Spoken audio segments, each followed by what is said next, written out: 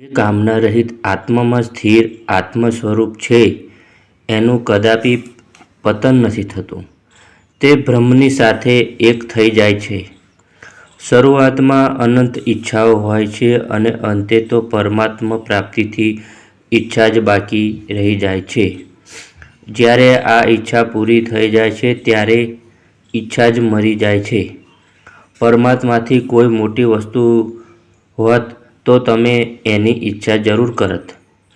એનાથી આગળ કોઈ વસ્તુ જ ન હોત હોય તો ઈચ્છા કોની થાય? જ્યારે પ્રાપ્ત કરવા યોગ્ય વસ્તુ અપ્રાપ્ત જ ન રહે તો ઈચ્છા સમૂળગી નષ્ટ પામે છે. ઈચ્છાનો અંત આવતા બ્રહ્મનો પણ અંત આવે છે.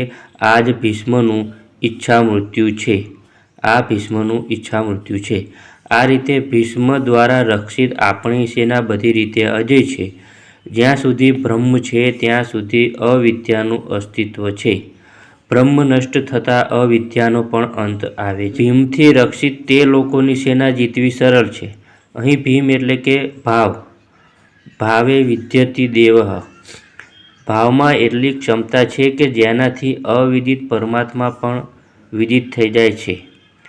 ભાવવશ્ય ભગવાન સુખ નિધાન કરુણ આયન. એટલે કે શ્રી કૃષ્ણ ભાવને શ્રદ્ધા કહે છે. ભાવમાં એટલી ક્ષમતા છે કે તે પરમાત્માને પણ વશ કરી લે છે. ભાવથી જ સંપૂર્ણ પુણ્યમય પ્રવૃત્તિઓનો વિકાસ થાય છે. ભાવ પુણ્યનો સંરક્ષક છે. ભાવની શક્તિ એટલી મોટી છે કે પરમદેવ પરમાત્મા પણ પ્રગટ થઈ જાય છે. પરંતુ તે એટલો કોમળ એટલો તરલ હોય છે કે આજે ભાવ છે અને કાલે અભાવમાં રૂપાંતરિત થતાં વાર નથી લાગતી.